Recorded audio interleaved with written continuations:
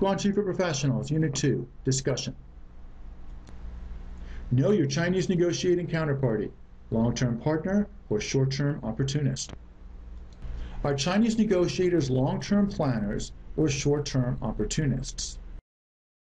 So a question I hear a lot is, I've heard that Chinese businessmen think about business in terms of decades or generations. So how come I just got dumped by my Chinese supplier or partner? A Chinese deal maker has basically three options when he is embarking on a new negotiation. Plan A is long-term, win-win, mutually beneficial. This is the Guanxi relationship that we're talking about. Plan B is a one-off, win-lose transaction that maximizes gain right away, and he doesn't really expect to see you again, so he doesn't care too much about customer service, quality, and return business. There's also Plan F, as in failure.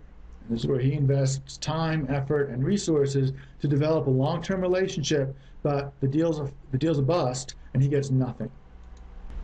Chinese deal makers do not like Plan F. And your counterparty, if he senses Plan F is in the offing, your counterparty will switch from Plan A, which was Guanxi building long-term partner, to Plan B, which is one-off cutthroat, very quickly and without warning. He wants to recoup his time, his investment, and his opportunity cost. As far as he's concerned, it's your fault for disappointing or betraying him. He's the real victim. So, what spoils the deal? Somehow, some way, you didn't live up to your end. There are three possible explanations.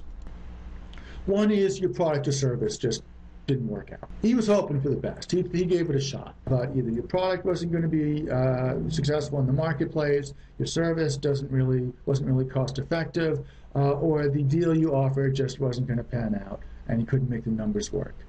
And here, there's just nothing that can be done. Mail banfa, as we say in China. Not every first date ends in a marriage proposal. Two is, it is your fault. It's not me, it's you. The Chinese side originally thought there was something there, but now it's just not working out. Maybe you were being too aggressive. This happens a lot to Westerners. We think we're being direct, we think we're being very businesslike, but it comes across as being super aggressive and scary. Maybe you were too impatient. Maybe you were rushing him, and he felt that this is not a good way to do business. Maybe you were too greedy or too cheap. You were driving too hard a bargain, and instead of trying to negotiate you up or down, he just found it easier to move on to the next counterparty. The point is the Chinese side will switch from Plan A to Plan B very quickly, and he may not tell you why.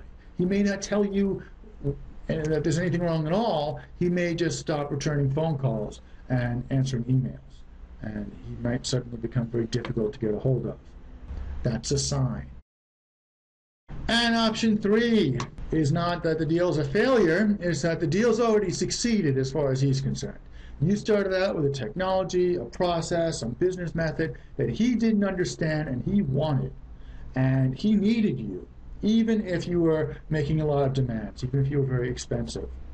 But now it's a few months later, and he understands that technology, and he's holding that intellectual property in his hands right now. You, however, are still expensive. You are demanding most of the profit and all of the respect. You are still positioning yourself as the captain of this boat, and he doesn't really necessarily like that. And it's easier for him to just terminate the partnership than to try to go through the pain and awkwardness of renegotiating your relative positions. So you've got to beware of the downgrade. To a Chinese negotiator who's got a long-term perspective for his own business, it doesn't really matter if you betrayed or disappointed him in the first 5 minutes or after doing business for 5 years. Once you no longer have value, you're going to be downgraded from a high potential Guanxi partner to a one-off pest as soon as the circumstances require it. So it's your job to monitor the situation and always have another offer to make. Always have something in reserve, either a new technology, a new opportunity, or a new business relationship that is going to keep him engaged. As we'll learn later, you always want to be more valuable as a a partner than as an ex-partner. And that is how we're going to end today's talk. You can read more about this long-term planners or short-term opportunists on my site, ChineseNegotiation.com, and there is the URL, which unfortunately is not necessarily hot linked on this system. Thanks very much. I look forward to talking to you again soon.